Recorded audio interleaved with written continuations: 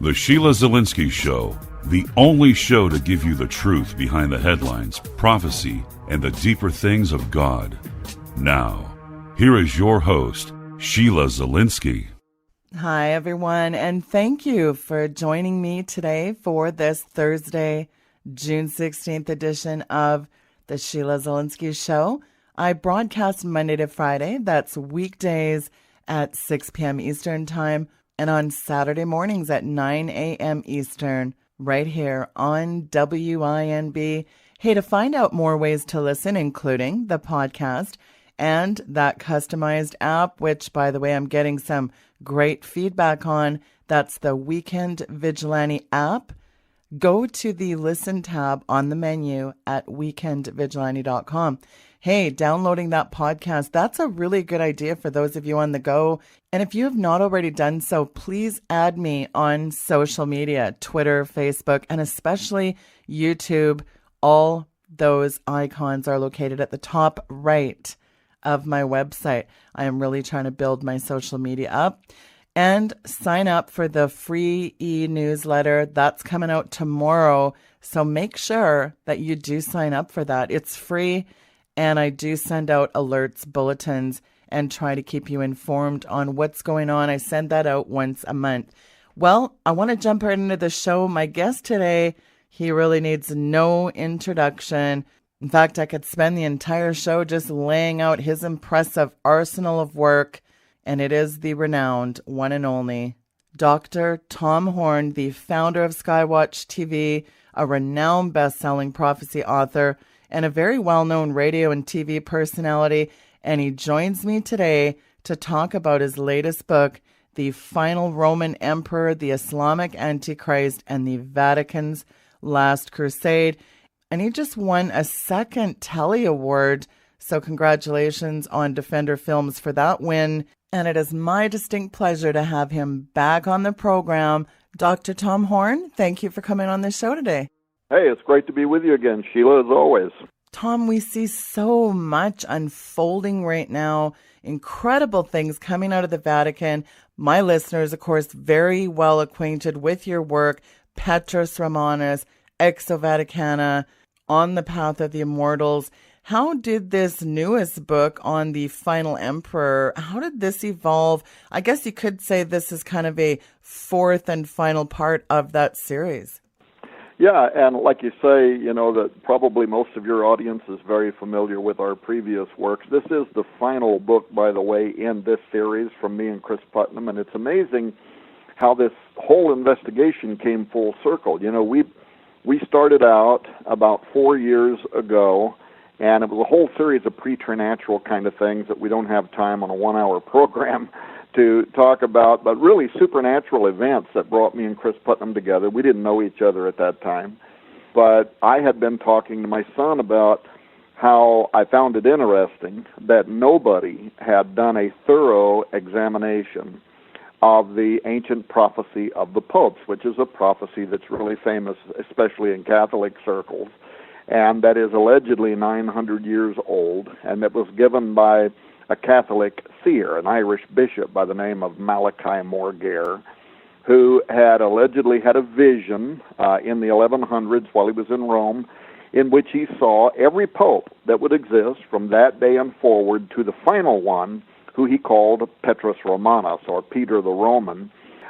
What's interesting about this is about 4 years ago, we knew that Pope Benedict XVI was the next to the last pope on that list. There were 112 popes that were listed. Benedict was pope number 111.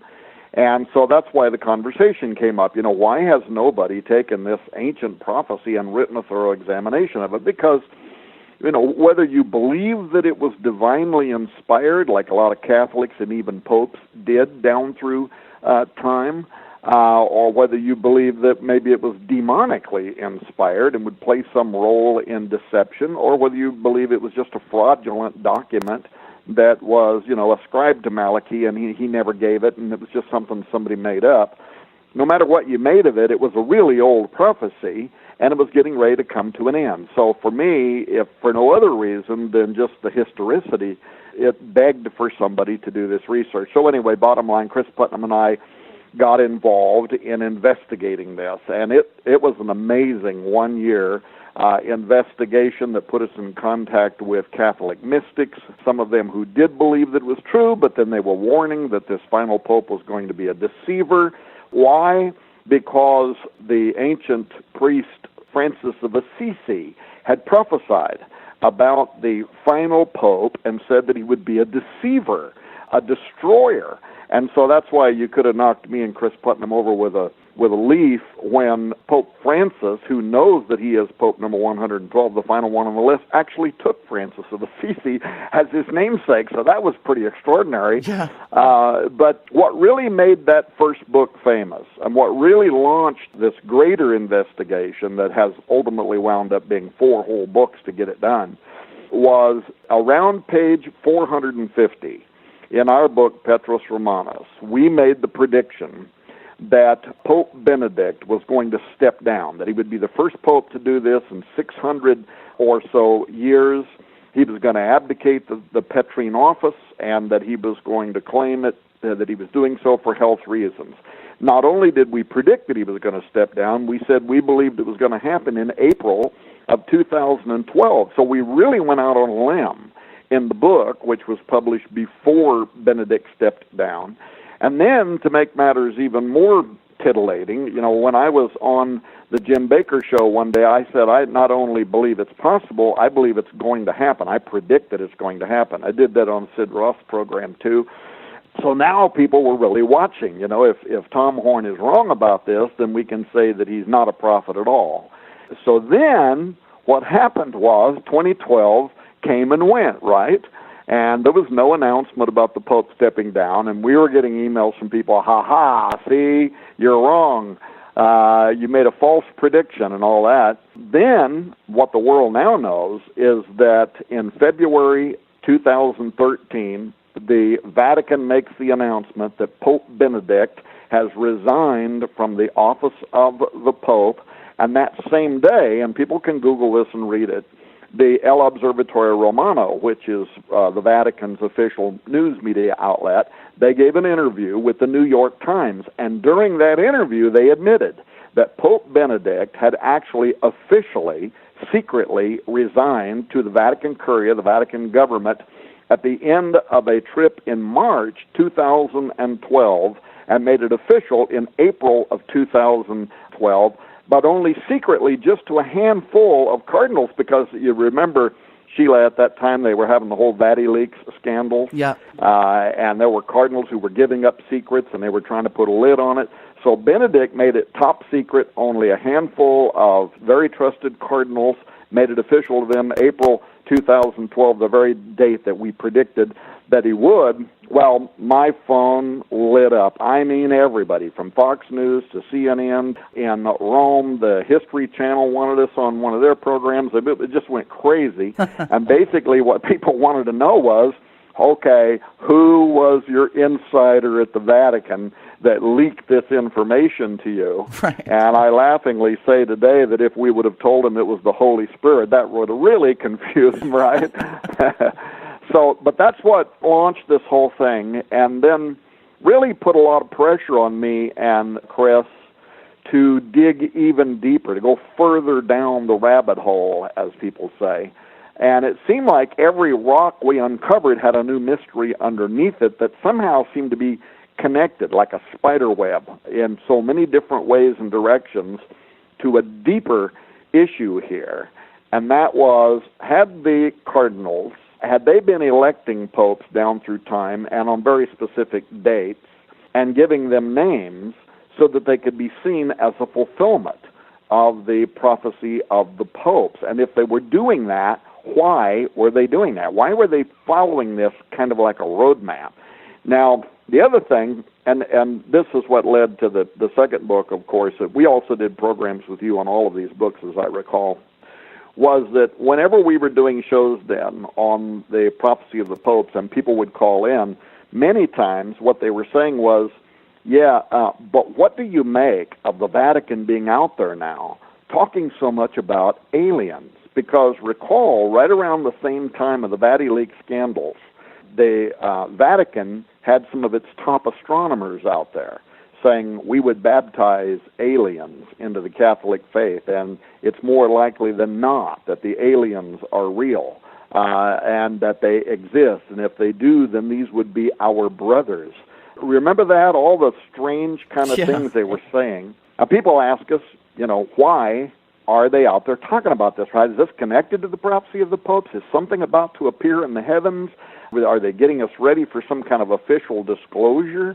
I mean, what do you think's going on? Well, we knew that the only way to get to the bottom of that and to have an authoritative answer was that Chris Putnam and I were going to have to go to the top of Mount Graham in Arizona, where the Vatican has an advanced telescope and where they work with an international observatory group. That's also where the Lucifer device is at, in the large binocular telescope. And we knew that we had to get to the top of that mountain in order to talk to the Jesuits up there and get firsthand why they were talking now about aliens and was there any connection. And, of course, that's what led to the second book, Ex Vaticana. And the bottom line is, in each one of these books, Petrus Romanus, the second one, Ex Vaticana, last year's On the Path of the Immortals, which was a follow-up to Mount Graham, and then finally this last book, The Final Roman Emperor. In each one of these, we kept finding one very common denominator, and that was ancient prophecies of the Cumae Sibyl, of the prophetesses of the god Apollo, which, of course, is connected to Rome and Washington, D.C., and the fragments of her prophecies that were published from the early church age all the way down through the medieval ages, and these prophecies were held in high esteem by the Vatican. And, of course, if you go to the Vatican today and you go inside the Sistine Chapel and you look up onto the ceiling at the famous paintings by Michelangelo, not only do you see the Old Testament prophets there, but here are 5 of the Sibyls of Apollo, including the Cumae Sibyl, who was considered to be the most powerful of them all, and hers is the prophecy that is also on the Great Seal of the United States of America, talking about the second coming of Apollo. But it was in the middle centuries when the most famous of her prophecies was really taken up. In fact, not only became espoused by the Vatican and Rome, but many of the Catholic Church's top theologians made it what was called the Great Monarch prophecy, or the coming of the final Roman emperor. So they took her prophecies, and including those of the Tiburtine Sibyl, that were talking about the coming of Apollo, and they changed it to refer to the coming of a great final Roman emperor who would work with a final pope. And so all of this is, the way this is all tied together is actually astonishing. But right now, if people listening to this program, if they go on Google and type in the Great Monarch, Catholic prophecy, or the final Roman emperor, they'll see where a lot of Catholic blog sites right now, and even Catholic television shows that deal with prophecy, right now are talking about this prophecy that was so famous throughout medieval times. It was actually the number one eschatology throughout all of the Dark Ages for the Roman Catholic Church. It's being revitalized right now. That's very much tied in. Chris, he was the one that did most of the actual theological research and the deep historical research into the origins of that prophecy and why it was so meaningful to the Catholic Church. Yes, and I'm going to have Chris get into that next week. But what we really have here, Tom, is this eclectic mishmash of mysticism, pagan prophecies, the Jewish Kabbalah, the Zohar, as you mentioned, the Cumae Sibyl, the prophecy on the Great Seal, which of course ties in with the ceremonies of all these 33rd degree Masons, these presidential inaugurations, the obelisk the raising of Osiris, as the Egyptians call him. The Greeks call him Apollo. I call him the son of perdition. Apollyon, well, it was you that wrote Apollyon Rising, which ties into Zenith 2016. Speaking of 2016, that really ties into all these prophecies. Oh, and speaking of the obelisk, Tom, what we're about to see here in D.C. this July, it's this who's who of the ecumenical movement with their special guest coming in by satellite, the one world Pope himself, the poster boy really for this ecumenical movement. Wow, when you sort of connect all the dots, don't you think, Tom, this reeks of the perfect setup for what you're talking about here? It absolutely does. And you mentioned the year 2016 and how it's connected to all of these prophecies. And I did write the book, Zenith 2016, which really was not setting dates. It was asking why were there so many ancient cultures, some of them from hundreds of years ago, and including turn-of-the-century Protestant preachers who were setting the year 2016 as the time when the Antichrist would appear, including the famous preacher Jonathan Edwards, who wrote letters to Yale University and making his argument and why he thought the Antichrist and the false prophet would rise in the year 2016. This, happening from hundreds of years ago. But other prophecies, as you mentioned, 700 years ago, the Zohar, thousands of years ago, other cultures pointing to 2016. Well, guess what? When we were doing the research for this final book, the final Roman emperor, once again, this year, 2016, turns up from 800 years ago, Catholic theologians, and I'll give that to you in just a second. But so that people are really clear what we're talking about here, we wrote Petrus Romanus, we wrote Ex Vaticana, last year we put out Path of the Immortals. Every one of these are tied. They're built upon each other. They're like four building blocks or a foundation, one on top of the other. This final one is talking about a last Roman emperor, a last world figure.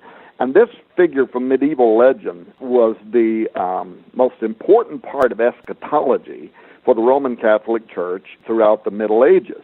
And this is a legend that predicts that in the end times, a last emperor is going to appear on earth, and he's going to reestablish the Holy Roman Empire out of the Vatican as part of both religious but also a socialist monarchy, a dictatorship, if you will.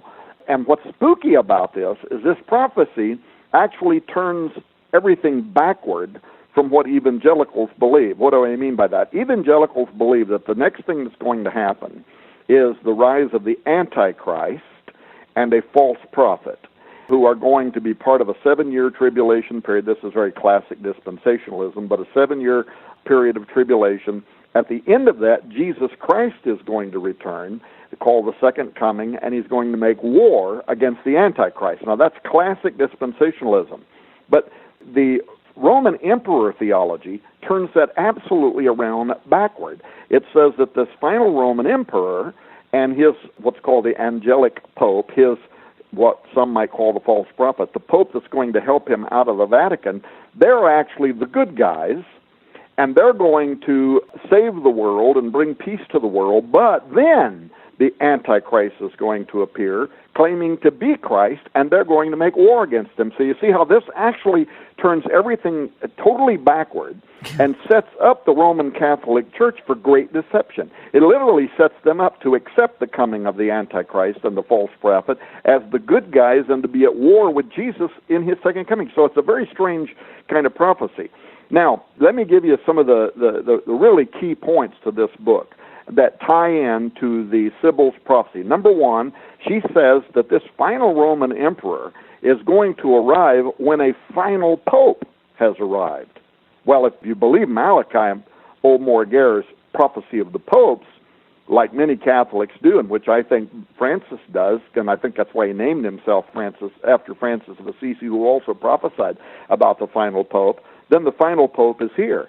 And the Sibylline from thousands of years ago said this final emperor is going to arrive when there is a final pope, an angelic pope, who's going to help him rise his power. Something even more specific that she said is this. She said democracy would be seen as a failed system in the world's mind, and there would be a push to return to a global monarchy or a dictatorship with socialist leanings.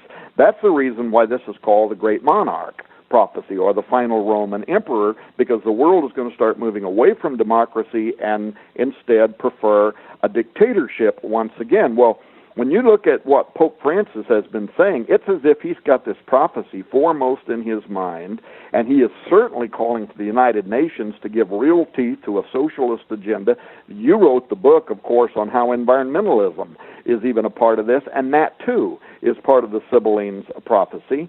And by the way, it was also a part of the book that was written by Malachi Martin, in which he said that if the Jesuits ever take control of the Vatican, and he was a Jesuit, he said they will use environmentalism, socialism, Marxism to turn the Vatican into a machine of the New World Order and the coming of the Antichrist. So it literally looks as if both modern and ancient prophecy is playing out right in front of us. Now, look at the United States, and we're learning that something like 90% of Americans now are disillusioned with democracy.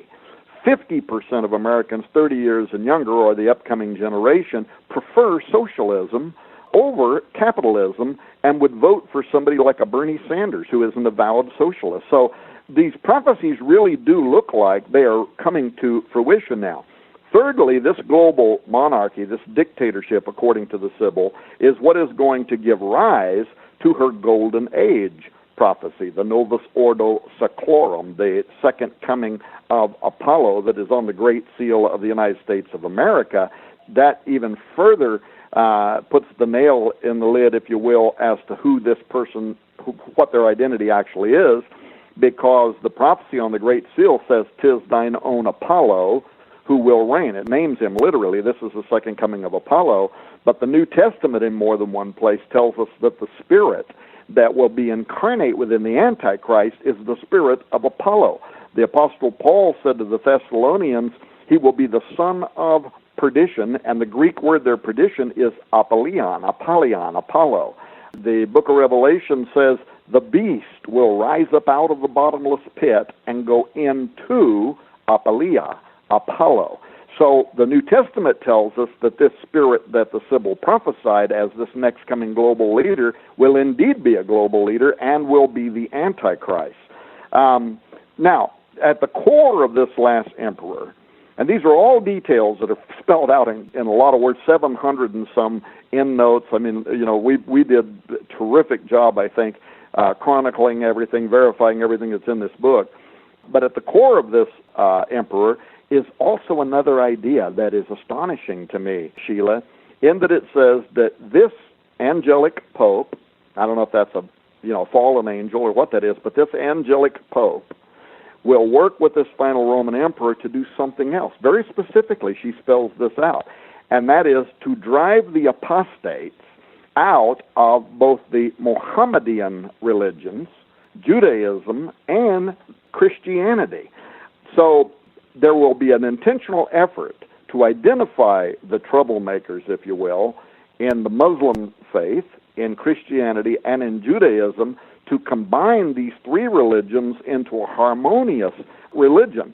So keep that in mind when you think that just a couple weeks ago, Pope Francis gave an interview, chock full, basically, of commentary torn from the Sibyl's prophecy, which he said, quote, "It is true that the idea of conquest is totally a part of this prophecy, is inherent in the soul of Islam," he said. However, he said it is also possible to interpret the objective in Matthew's gospel, where Jesus sends his disciples to all nations in terms of the same idea of conquest. So Pope Francis sounds like the angelic pope. He is saying, yeah, there's troublemakers in Christianity too that are equivalent to Islamic radicals, and both have to be expunged in order to create a harmonious religion in which we can all live in peace. He even went on in that same lecture to say that Muslim migrants throughout Europe need to be breeding with the white Europeans in order to assure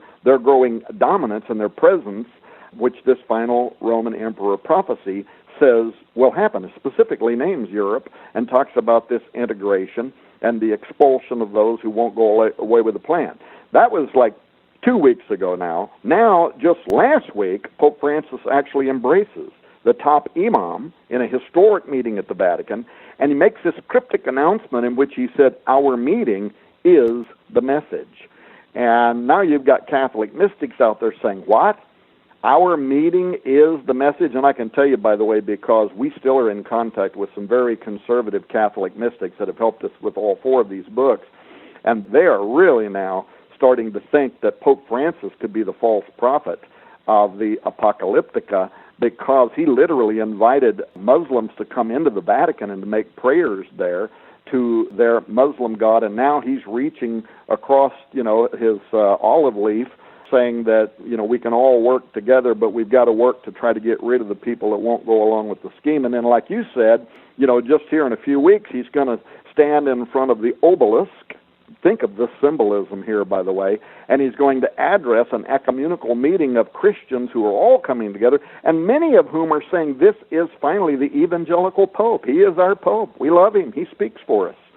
So there is something really weird. But let me quickly make this point about 2016, which you brought up, because there's something of real interest that came out during our research on the final Roman emperor. There was an abbot by the name of, and people can look this up, by the name of Wardin di Otrante. He was a 12th century abbot. So 800 years ago, he was analyzing the prophecy of the Great Monarch, the final Roman emperor. And here's what he wrote. We have this in the book, and we have the endnotes to the book where people can go and verify this for themselves. But he wrote this: the Great Monarch and the Great Pope will precede the Antichrist. The nations will then go to war for 4 years, and a great part of the world will be destroyed. All the sects will vanish. There again, he's talking about the expulsion of conservative Christians from Christianity and radical Islam from Mohammed religions. All the sects will vanish. Then he says this: the capital of the world will fall. Now, he doesn't say who the capital of the world is. Then he says this: the Pope will go over the sea carrying the sign of redemption on his forehead. What's going to be on his forehead? The sign of redemption, he says, on his forehead. The only thing I know out of the book of Revelation about a final pope, a false prophet, is that he is going to help the beast cause all, both rich and poor, free and bond, to receive a mark on their right hand or on their forehead, without which no man might buy or sell. He's going to help give a life to the image of the beast and cause that as many as won't worship the image of the beast, that they should be put to death. So, again, I'm not sure what he's talking about here, but this pope is going to have something on his forehead. And after the victory, re-quoting now, of the Pope and Great Monarch, peace will reign on earth. Now, here's where it gets really interesting.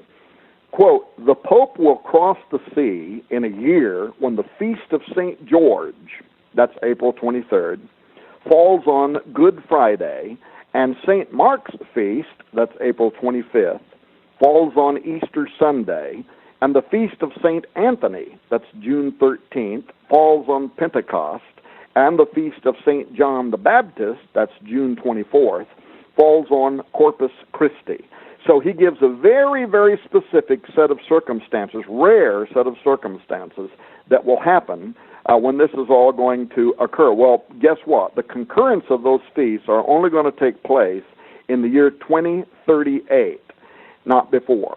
Now, the War of the Great Monarch, because you have to start counting backwards now in the whole series of events. The War of the Great Monarch lasts 4 years. The Pope crosses the sea to Europe, according to the prophecy, from what sounds like the United States, where the Holy See is going to be in exile, according to the prophecy, from the latter part of World War III until the end of a World War IV. So if you count these backward, we do this in the book, but if you count these backward, the Pope crosses the sea, therefore, in 2038, and therefore the war has to end in 2037. So you start counting backwards 4 years, you wind up as Europe being occupied during the 2020s, and so counting 4 years backward, the war in which the Muslim extremists conquer Europe, this has to begin in the year 2016 to the year 2017.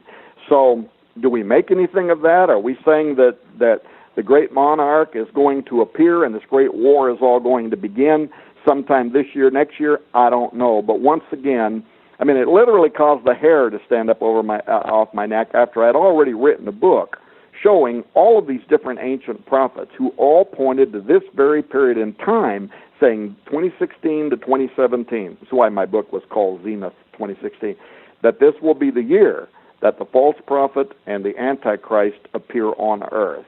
And so here we go. We have a pope who is the final one in the prophecy of the popes.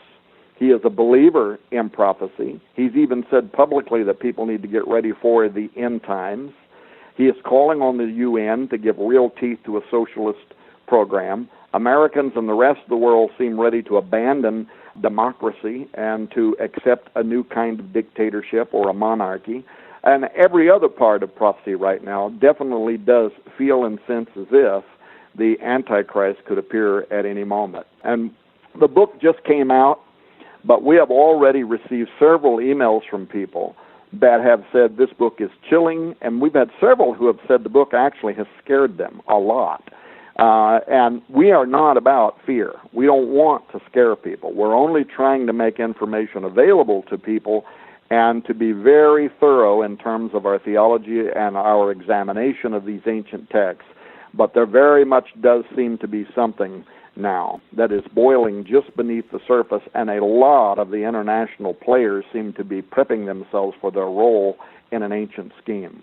Well, ancient scheme, I mean, you mentioned that word hair-raising, Tom, and as you brought up with the Pope, he's running around talking about the UN every other week. Obama's hinted at a post-presidency occupancy of the United Nations. He actually expressed several times he wanted to head the United Nations a few times now on the news. It's really hair-raisingly astonishing how these ancient prophecies are playing out like a present-day newspaper. So, Tom, let me ask you this. Is it safe to say so there's a connection there between the Great Catholic Monarch and the Mahdi, which it looks like are borrowed from the same ancient source, the Apocalypse of Methodius. And of course, you know what we've seen during this last few weeks, very tragic with radical Islam. When you look at the Hadith concerning the Mahdi, I guess the question is, how does the Islamic State or ISIS figure into all this end-time prophecy equation?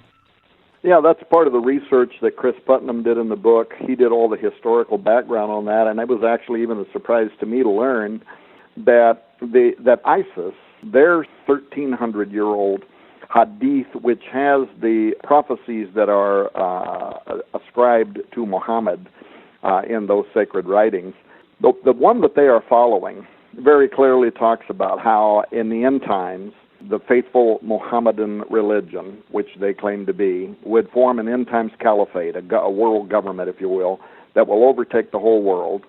And they will go to war, according to that prophecy, against the armies of Rome. Now, of course, Rome today doesn't have an army, but the way that this is imagined in our book as being able to be fulfilled, in fact, I make predictions around this too, is that if ISIS uses a weapon of mass destruction, which I have prophesied in this new book, it will be of such a scale as to finally cause the United States, NATO, and Russia's already engaging them to quit pussyfooting around and to declare a real war against the Islamic State. I think what's going to happen is something very, very similar to the first Iraq war, in that the United Nations and other nations are going to come together and call for a coordinated military attack where you've got representatives. Even some of the Muslim nations are going to send token, amounts of soldiers. It'll mostly be made up from the United Nations and Europe and maybe Russia. But what's going to happen is this, that the Pope, Francis, he's been hinting at this a lot. In fact, he's been using language that is literally taken right out of the Catholic Catechism that describes what's called just war theory. Yeah. And the whole idea around just war is that there are times when war is justified, and it requires certain things to be happening for war to be justified or sanctioned by the Church. And Pope Francis has been using key words taken from that catechism. And at the right moment, he too is going to join. He is going to publicly call us the Pope, who is, thought of as the leader of the largest Christian organization in the world. He is going to call for just war theory to be reenacted to sanction a war against ISIS. Now, when he does that, what's going to happen then is that the Islamic State is going to see that as this army being brought together under the banner of Rome, of a final conquest, if you will. And that's why on the front cover of their magazine, Dabiq, they have a picture that shows their flag flying on the top of the obelisk in the middle of St. Peter's Square. And they've even put out a whole video that was slickly done, showing their armies advancing on the Colosseum and advancing on Rome and destroying the Vatican. They've said they're going to kill the Pope. The Pope has responded to it by saying he's willing to be sacrificed if that's what God wants. And don't forget that the prophecy of the popes and also some of the famous Marian apparitions, Fatima and others, saw the Pope dying in the middle of the street, surrounded by a bunch of dead religious people, which sounds like this takes place in the middle of the Vatican.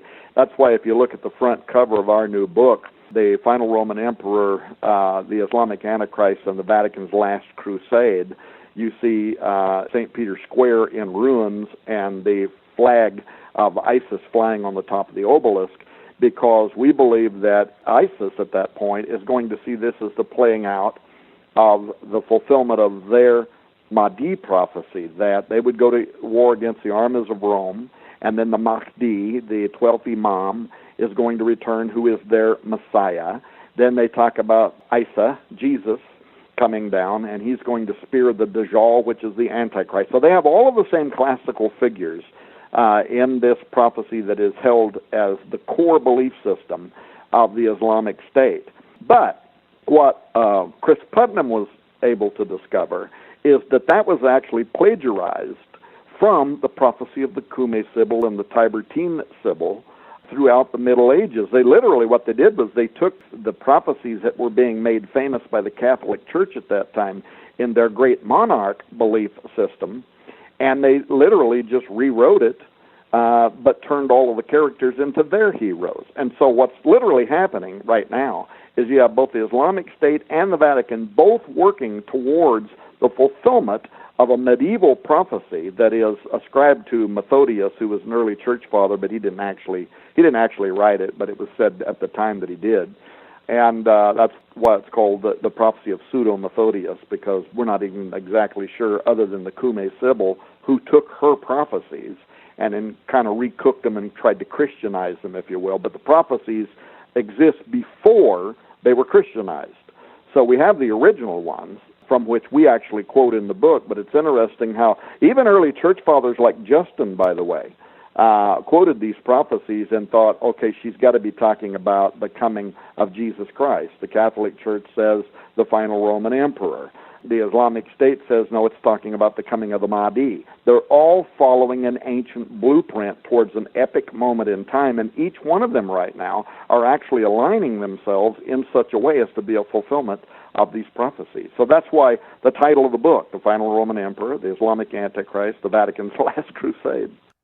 Well, it's such a incredibly compelling book title in itself is enough to just make you want to read this thing. As you've said, Tom, there were these Catholic scholars, too, down through the ages that also believed Rome would fall into apostasy and set itself up for a demonic anti-pope and become the seat of the Antichrist.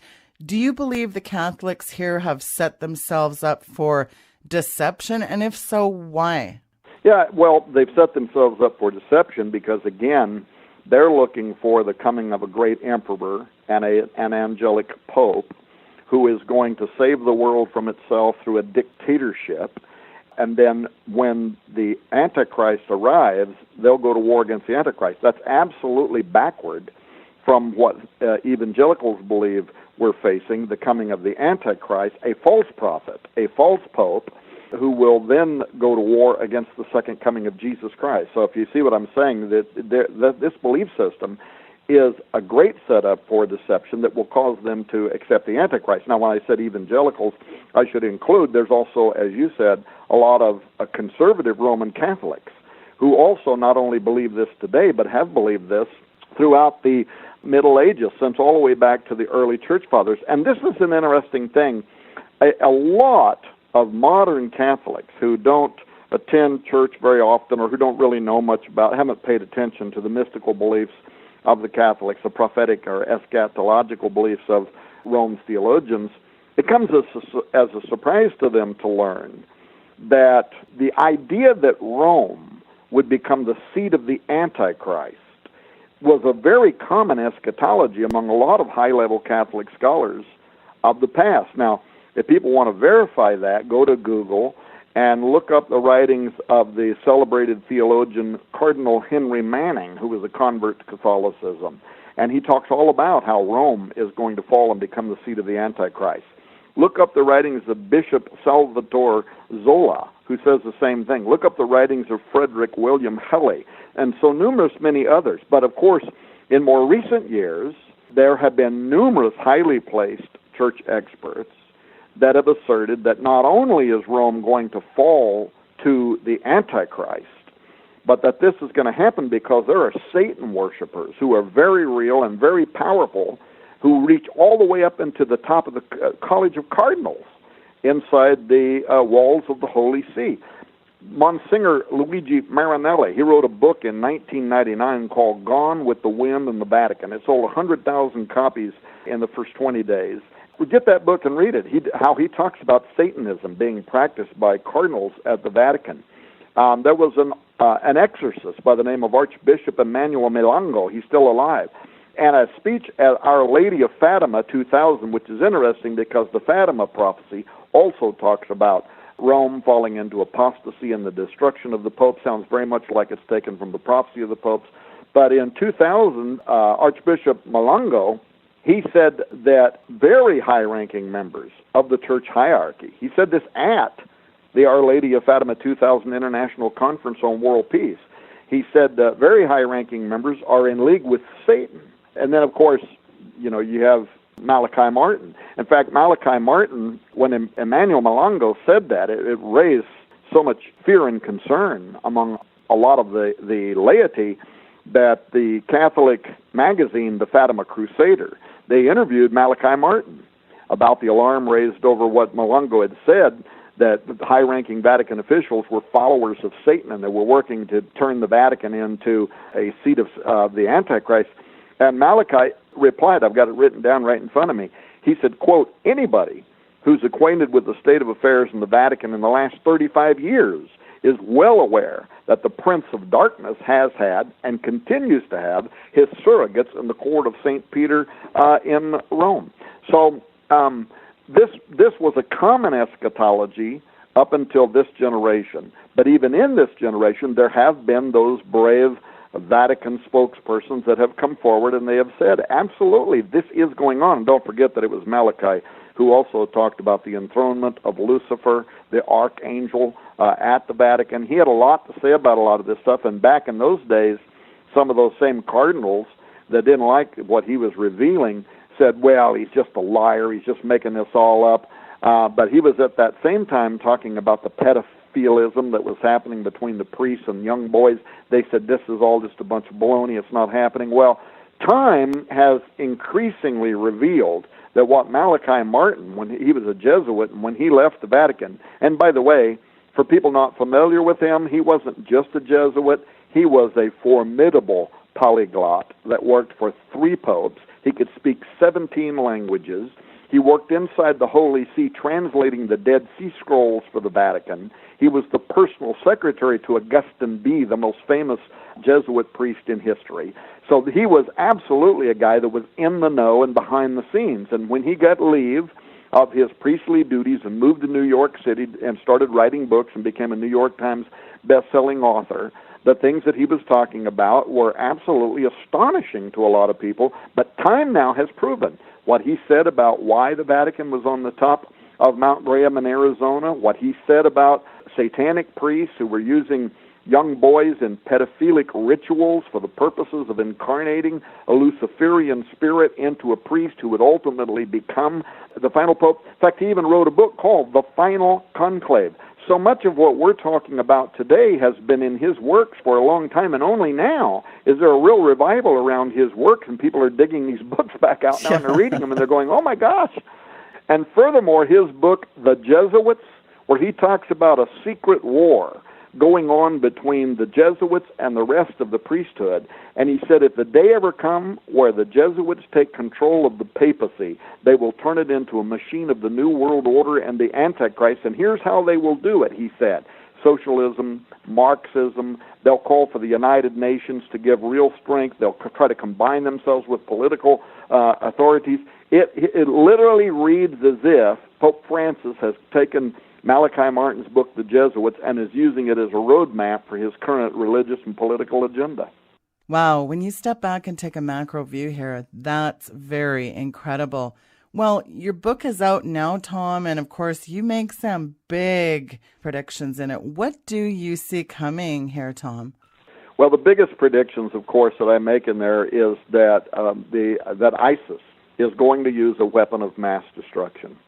And it is going to be of such scale that it is going to cause the Pope to call for the rejuvenation of the Christian rules for just war. It's going to cause NATO, the United States, Russia, and others to come together to declare a significant war, a coalition army, if you will, to make war, to stamp out ISIS. ISIS, of course, is going to see it as a fulfillment of their prophecy because they're going to see this fighting under the banner of Rome, as I explained a moment ago.